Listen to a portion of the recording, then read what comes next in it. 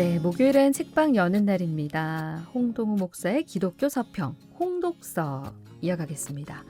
목사님 자리하셨는데요. 어서 오세요. 네, 반갑습니다. 네, 한 주 잘 보내셨나요? 네, 잘 네. 보냈습니다. 오늘 어떤 책 가져오셨는지 궁금한데 저희가 10월 한 달 이 시간에 네. 신앙의 여정이란 주제로 각자의 자리에서 각자의 상황에서 좁은 길을 걷는 이들의 이야기 책을 통해서 만나보고 있습니다. 네. 지난 시간 각각 흑인과 여성을 주인공으로 한 책들 살펴봤고요. 네.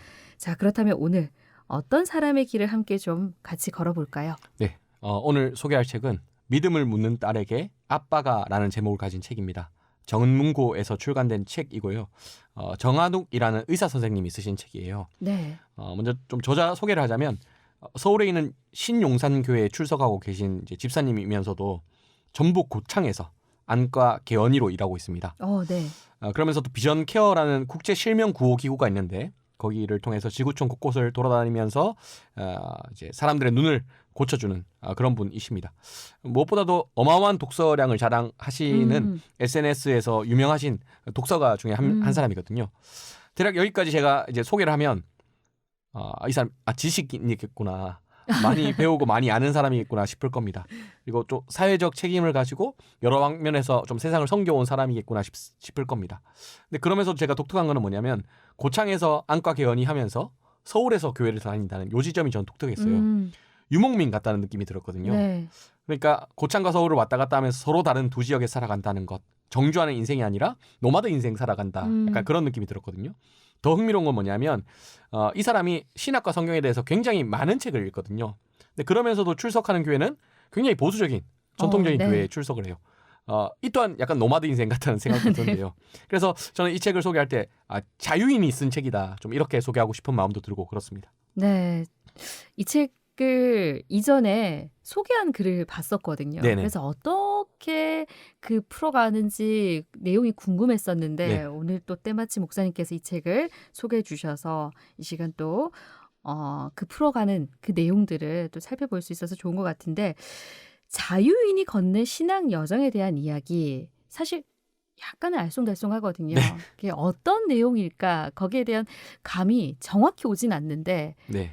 예, 이 책 제목처럼 믿음을 묻는 딸에게 아빠가 어떤 이야기를 할까 이 궁금함 그 어떤 누군가의 신앙 여정에 대한 기록보다는 말 그대로 아버지에게 그 믿음의 기초를 묻는 딸의 이야기처럼 느껴지긴 하거든요. 책 자체가 일단 독특합니다. 책이 일단 디자인이 예쁘고요. 네. 그리고 책 제목이 믿음을 묻는 딸에게 아빠가처럼 믿음에 대해서 묻는 아무것도 모르는 딸에게 아빠가 믿음이 무엇인지 하나하나 대답한다는 그런 취지 자체가 굉장히 가볍고 일상적이고 따뜻한 부녀 간의 대화를 담고 있겠구나라고 여겨집니다. 네. 근데 책을 펼쳐보면 딸의 다소 평범한 질문에 대해서 이 책을 많이 읽고 기독 지성인 중에 한 사람이라고 할 수 있는 이 정한욱이라는 저자가 굉장한 내공을 발휘하는 무시무시한 답변이 네. 담겨 있습니다. 문체나 어투는 좀 일상적으로 하긴 했는데 기본적으로 한 개인의 지적 여정 그리고 신앙적 여정을 기록한 책이기 때문에 또 어떤 의미에서는 책을 읽어왔던 많은 이야기들을 쭉쭉 하면서 서평 같다는 그런 느낌도 들거든요. 네. 어쨌건 약간 이런 느낌입니다. 내가 너도 알다시피 고민이 많았잖아. 그래서 이 책 저 책 쭉 다 읽어왔어. 그래서 나는 여기도 고민해보고 저기도 고민해보고 다 고민해봤는데 어쨌건 나는 여기까지는 생각해봤어. 약간 이런 느낌이거든요. 네. 그러니까 믿음을 묻는 딸에게 믿음의 기초를 차근차근 가르쳐주는 그런 책이라기보다는 딸이 질문하면 그 딸의 질문을 듣고 난 여기까지 일단 고민해봤다. 네. 이렇게 고민하는. 그래서 여러 가지 썰을 풀어놓는 그런 책이라 보면 좀 좋을 것 같습니다. 그러니까 한마디로 말해서 책 제목과는 달리 말랑말랑한 그런 책은 아니다. 네네. 이렇게 들리는데요. 본인이 지금껏 걸어온 믿음의 여정을 회고하면서 특히 읽어온 책을 바탕으로 이런저런 이야기들을 전해주는 책이다. 네.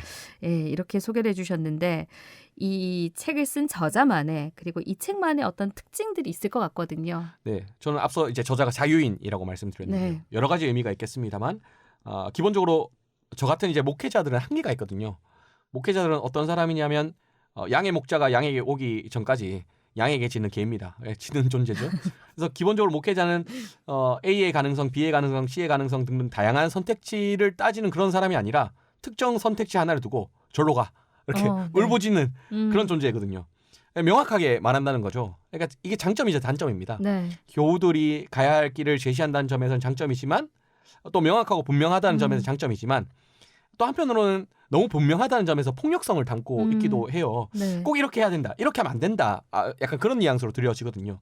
근데 저자는 자유인이란 말이에요.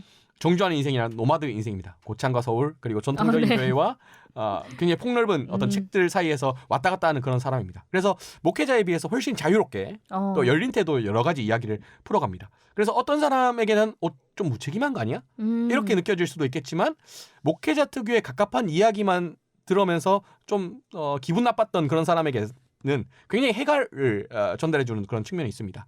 그래서 약간 이런 컨셉이에요. 믿음을 묻는 딸이 똑같은 질문을 목사님에게 질문했다가 이건 진짜 말이 안 된다. 네. 너무 기분 나쁘다. 생각해서 고개를 갸웃하고 있을 때 아빠가 야 목사님이 그렇게 말씀했죠. 일단 내 이야기를 들어봐. 이렇게 하면서 좀 더 유연하고 폭넓게 이야기를 들려준다. 대충 이렇게 생각하시면 이 컨셉이 좀 잡힐 것 같습니다. 이게 흔히 우리가 믿음에 대해서 이제 어느 질문을 던졌을 때 목회자, 그러니까 목사님들에게 듣는 답은 좀 답이 정해져 있다고 해야 될까요? 네네네. 그래서 명확하게 듣는 그런 답변을 듣고 그 의문점이 해결이 되지 않는다면 이 아빠의 답변은 그 좀 더 유연하게 풀어서 이야기를 하고 있기 때문에 오히려 이 아빠 쪽에 네. 폭넓게 그러니까 다양한 시각으로 바라볼 수 있는 그런 장점이 있겠다라는 생각 드네요. 그 첫 번째 챕터에서 딸이 이런 질문을 합니다. 성인이 되어서 진지하게 성경을 읽다 보니까 이거 하나님의 말씀이라고 여길 수 없는 예컨대 뭐 다른 민족을 말살해라 이런 내용이 나오는데 이거 어떻게 믿어야 됩니까? 이런 질문을 합니다. 그러면서 이제 성경을 문자 그대로 가감없이 받아들여야 하는가? 과연 실천해야 하는가? 뭐 이런 질문을 하죠. 근데 저자가 이 질문에 대해서 그래도 우리가 성경 말씀 이렇게 이야기하지 않고요. 네. 먼저 이런 문장을 인용합니다. 성경을 종이 교황으로 숭배하는 것은 바람직하지 않다. 칼바르트의 말인데요. 바람직하다, 하지 않다 이렇게 이야기를 받고 시작합니다. 그리고는 조금 더 어려울 수 있는 개념으로 넘어가는데요. 복음과 문화에 대해서 이야기를 합니다. 네. 그러니까 애초에 복음이란 것은 특정 문화를 기초로 탄생했어요. 그러니까 복음은 팔레스타인 문화에 바탕을 두고 있습니다. 근데 우리에게 복음을 전해질 때 이 문화를 쏙 제거하고 복음만 오지 않거든요. 팔레스타인 문화와 복음이 같이 옵니다. 근데 여기서 오는 간극이 있죠. 그러면 어디까지가 문화라서 우리가 버려야 되는 거고 어디까지가 복음이라서 우리가 받아들여야 되는 건가. 여기서 성경 해석의 다양성이 발생하는데요. 우리가 지난주에 살펴봤던 것처럼 여성과 남성의 지위가 동등하다고 말하는 본문도 있는데 반면에 여성이 남성의 지위 아래에 있다는 본문도 있는 겁니다. 네. 그러면 여기서 선택을 해야 되는 거예요.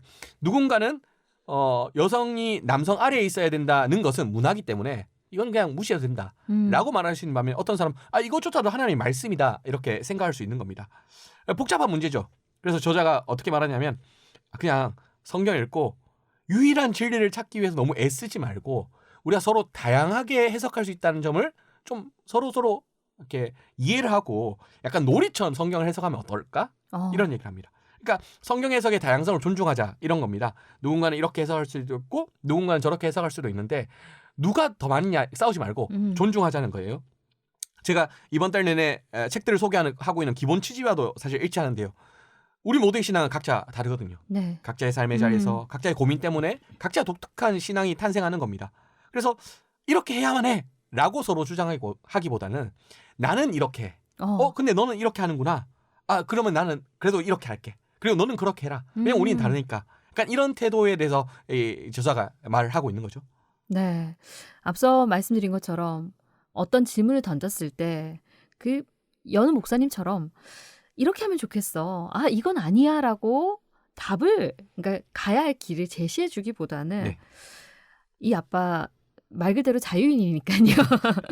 정말 폭넓게 서로의 다름을 인정하면서 그렇게 자신이 살아온 그 켜켜이 쌓아온 고민들을 딸에게 담담하게 이야기한다. 이렇게 볼 수 있겠네요. 네. 사실 이런 부분이 좀 장점 같아요. 제가 어떤 점에서 그런 느낌을 받았냐면 저나 크게 생각이 다른 것 같지는 않거든요. 네. 근데 저는 목사다 보니까 다양한 가능성을 이야기해도 결국에는 어떤 방향으로 제시하는 몰아가려는 그런 경향이 분명히 있습니다. 근데 저자는 자기 목사가 아니니까 열어놓고 보자 이런 유연한 입장이 좀 돋보입니다. 그래서 저자가 이 유연한 입장 자체를 이 자유인이라는 입장 자체를 약간 정체성으로 갖고 있는 것처럼 보이기도 하거든요. 특별히 이제 저자가 인용하는 인물 중에 제가 독특하게 본 게 뭐냐면 에라스무스라는 사람입니다. 종교개혁 당시에 있었던 사람인데요. 네. 이 사람은 우신 예찬과 같은 날카로운 풍자를 통해서 이 가톨릭 교회가 부당하다는 사실을 굉장히 날카롭게 지적을 했었어요. 근데 그럼에도 불구하고 가톨릭 내에 남아 있으려고 했던 사람입니다. 그래서 루터가 보기에는 약간 배신자 같은 그런 사람이기도 해요. 근데 이 에라스무스라는 사람이 남긴 말이 재밌어요. 나는 늘 나 자신만을 대표한다. 그러니까 다른 어떤 누군가를 대표하는 게 아니라 나는 나만 이야기한다. 네. 그리고 나는 누구에게도 종속되지 않을 거다. 음. 즉 가톨릭에게도 너희 종교개혁에게도 종속되지 않을 거다. 자유인입니다. 그러니까 스스로 읽고 사유하고 그냥 내가 보기에 옳은 것은 옳다 말하고 틀린 것은 틀리다 말할 뿐이지 기껏해야 누군가의 편에 서지 않겠다. 이런 자유인의 정체성을 가진 사람이거든요. 그러니까 제가 볼 때 이 저자가 에라스무스를 약간 암묵적으로 자신을 롤모델로 삼고 있는 것 같거든요. 네. 기독교는 종교의 특성상 애초에 정답을 말하려는 성향이 있을 수밖에 없어요. 근데 저자는 유연함, 관용적 자세, 이 자유인의 어떤 정체성을 지니고 의도적으로 누구 편이냐 그런 거 따지지 말고 일단 내가 볼 때 옳은 건 이건 옳고 틀린 거는 이건 아니다. 다만 존중한다. 라는 약간 에라스무스의 길을 걷고 있는 것처럼 보입니다. 이 점이 이 책의 매력이라고 제가 소개할 수 있을 것 같아요. 네. 말씀을 듣고 보니까 목사님 이번 달에 이제 소개해 주시는 책 그리고 주제가 각 사람이 걷는 신앙의 여정을 소개해 주시고 있고 거기에 맞는 이제 책들을 네. 소개해 주시고 있는데 그 취지가 더욱더 명료하게 이해가 되는 것 같다라는 생각이고요.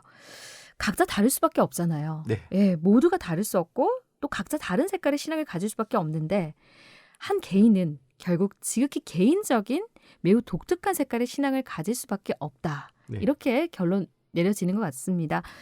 뭐 목사님도 그렇고요. 저자도 그렇고 저도 그렇고 각자 나름의 신앙의 길을 찾아서 가고 있고 걸어온 거 아닐까요? 네, 그렇죠. 예. 그래서 저자가 좀 이런 주제에 대해 생각해 볼 수 있는 개념으로 세계 기독교라는 주제에 대해 언급합니다. 우리가 익숙한 거는 사실 서구식 기독교이거든요. 네. 서구식 기독교 이외에도 우리가 잘 이제 경험하지 못한 아프리카식 기독교도 있고요. 예. 남미식 기독교도 있는 겁니다. 그러면서 저자가 이런 얘기를 해요. 내가 복음을 경험하는 방식만 있는 것이 아니라 우리 모두 각자가 각자의 방식으로 복음을 경험하고 있다. 그러면서 이런 얘기를 해요. 마지막 그날에 모든 시대에 있는 교회의 총합, 모든 장소에 있는 교회의 총합이 사실 진리를 드러낼 수 있지 않을까. 다리 말하면 절대적인 복음이란 어쩌면 존재하지 않는다. 그런 네. 말이거든요. 우리는 일부밖에 체험할 수 없다는 이야기겠죠. 그러니까 내가 경험하는 복음이 있고 네가 경험하는 복음이 있고 앞서 소개했던 것처럼 흑인은 흑인의 자리에서 경험할 수 있는 복음이 있고요. 여성은 여성의 자리에서 경험할 수 있는 복음이 있습니다. 그래서 복음은 주구장창 각자가 속한 문화와 언어를 통해 번역이 되거든요. 그래서 저자가 이런 얘기를 합니다. 기독교는 일단 중심에서 변방으로 전파된 이후에 다시 변방이 중심이 되는 방식으로 퍼져나간다. 이런 이야기를 하는데요. 달리 말하면 본질적이고 핵심적인 기독교가 있어서 우리가 이거를 무조건 받아들이고 수용해야 된다. 뭐 이런 것이 아니라 흑인이 기독교를 가져가서 흑인의 복음으로 번역하고 다시 여성이 가져가서 여성의 복음으로 번역하고 네. 한국인이 가져가면 한국인의 복음으로 번역하는 이 무수한 번역의 과정 가운데 무수히 번역을 하면서도 생명력은 지니고 있다. 이렇게 말하고 있는 거죠. 그래서 저는 이 저자의 통찰이 제가 이번 달 내내 신앙 여정에 대한 각각 다른 독특한 책들을 소개하고 있는 이유가 아닐까. 이 네. 문장을 통해서 좀 찾은 것 같습니다. 쉽게 말해 복음을 내가 내 삶에 기초해서 나의 삶에 걸맞게 번역을 해야 비로소 복음이 되고 있는 거거든요. 네. 그러니까 조금 농담 섞어서 말하면 순수한 복음은 어떻게 보면 가치가 없는 거고 내 삶에 맞춰서 번역된 복음이 더 가치 있다. 이렇게 볼 수 있겠죠. 그러니까 어떤 순수한 복음이 하나가 있고 그걸 이제 무조건 받아들이고 그걸 지키고 살아야 하는 그게 아니라 각자 나에게 맞게 또 내 색깔에 맞게 그걸 번역해서 삶으로 적용해서 그렇게 살아내는 네. 삶. 저자가 앞서 안과 의사라고 말씀을 하셨잖아요. 네네네. 그러면 안과 의사로서 살아온 이 저자의 삶 속에서 나름의 신앙을 형성해 오지 않았을까 이런 생각 들거든요. 그런 내용도 이 책 가운데 소개가 되고 있나요? 그 책 대부분은 사실은 책 읽은 이야기인데 네. 한 챕터가 이제 안과 의사, 수술하는 의사로서의 정체성을 기록한 챕터가 있습니다. 그러니까 수술 현미경 앞에 섰을 때, 눈 수술을 할 때 그가 느끼는 감정들이 나와요. 가끔은 교만함과 씨름한답니다. 자신이 마치 신이 된 것처럼 어. 눈을 보이게 하니까. 네. 그리고 때로는 욕심과 실험한답니다. 수술 안 해도 되는데 수술하면 돈을 벌 수 있으니까. 네. 그리고 때로는 자기 실력에 대한 불신하는 감정이 올라오기도 하고, 또 때로는 뭐 어떻게든 되겠지, 내가 잘 모르는데 라는 어떤 일종의 적당주의, 그런 것과 타협하고 싶은 마음이 생기기도 한답니다. 근데 저자가 그런 얘기를 해요. 진짜 제대로 수술하기 위해서라면 이 모든 감정과 치열하게 싸우고 겸손하고 진지한 태도로 임해야 된다. 그러면서 또 책 이야기를 해요. 루돌프 오토라는 신학자가 만든 누미노제라는 개념이 있거든요. 그러니까 성스러운 것과 마주할 때 우리의 온몸이 떨리는 어떤 경외감을, 그런 개념입니다. 그 개념을 차용하여서 수술이 임할 때마다 이 누미노제의 경험, 거룩한 하나님에 대한 경험을 한다, 그런 이야기를 해요. 겸손하면서도 내가 자신감을 잃지 않아야 되고, 그리고 탐욕의 유혹에 빠지지 않으면서도 적당주의 함정에 빠지지 않도록 기도하면서 수술할 때 그 수술이 성공적으로 끝난다, 이런 이야기를 합니다. 그러니까 저자 고유의 삶의 자리에서 저자 나름의 고민, 저자 나름의 유혹에 맞서 싸워 이긴 저자 특유의 신앙 고백이라고 할 수 있겠죠. 네. 그러니까 저자의 삶에 꼭 맞게 번역된 복음이라고도 할 수 있겠습니다. 어쨌건 저자가 신학과 성서에 관련된 책, 그리고 인문서적을 섭렵하는 굉장히 똑똑한 사람, 지성인이고 자유인으로서 그런 면모를 띠면서도 또 한편으로는 자신의 본업인 수술대 위에 올라가서 책임감 넘치게 하나님을 의식하며 수술하는 이 순간 신앙인의 면모를 보여주는 지점이 전 개인적으로 참 흥미로웠던 것 같습니다. 네. 안과 의사로서의 자신의 그 삶 가운데 네. 신앙의 여정이 거기에서 앞서 말한 복음이 번역되어서, 그러니까 재번역되어서 네. 자기 삶 속에 적용되고 그렇게 살고 있는 그 모습이 나타나고 있다라는 말씀이신데, 그동안 수동적이었던 것 같아요. 그냥 이런 생각을 해보지 않았던 것 같아요. 그냥 들려지는 그 복음 가운데, 아, 나는 거기에 어느 길, 어느 지점에서 걸어왔던 그런 것 같은데, 목사님 얘기를 쭉 들으면서 나도 그렇다면 그 내가 들은 그 복음 가운데 내 삶 속에서 그 복음을 적용시키며 난 나름의 그런 신앙의 여정을 걸어가고 있지 않나, 이런 생각을 새삼 해보는 것 같아요. 네. 예. 이 오늘 소개한 이 책 제목과 달리 이 저자 고유의 번역된 신앙에 대한 고백서, 이렇게 책 제목을 다시 한번 좀 정의 내려서 읽어도 될 것 같네요. 네, 저자 고유의 어떤 신앙 고백서 같은 네. 느낌을 저는 많이 받은 것 같습니다. 우리 나름대로의 각자의 맥락이 있죠. 저자 또한 마찬가지입니다. 개인적으로 저자가 치열하게 신앙적으로 씨름했던 것은 안과 의사로서의 삶의 지평은 아니었던 것 같아요.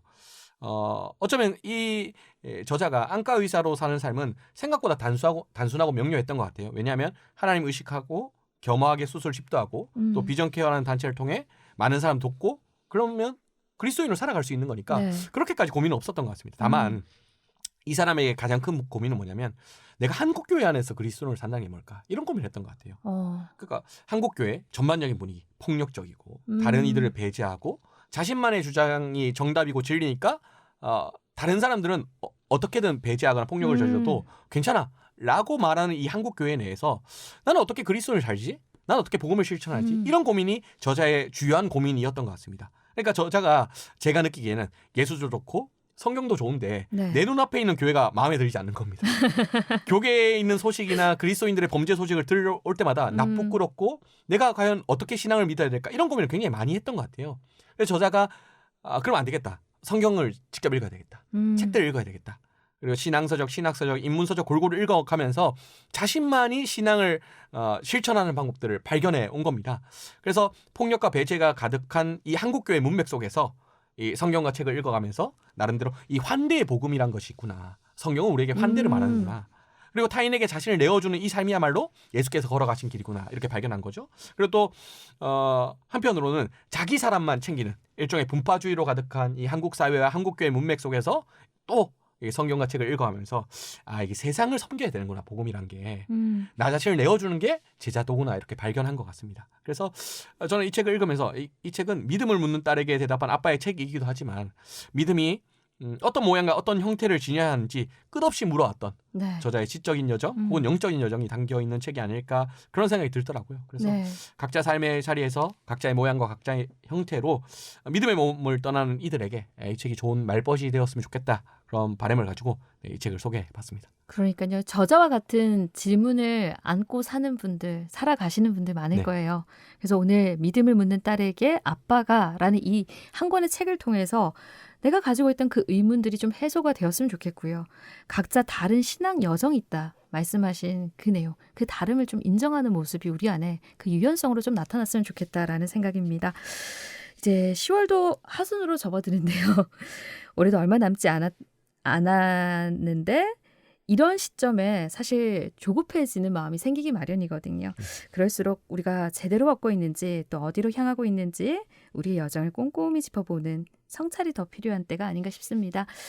이 시간에 소개한 이 책들이 도움이 좀 되셨으면 좋겠고요. 다음 주 이 시간 또 기대하면서 오늘은 마무리하도록 하겠습니다. 지금까지 홍동우 목사님과 함께했습니다. 오늘도 귀한 말씀 감사합니다. 네, 감사합니다.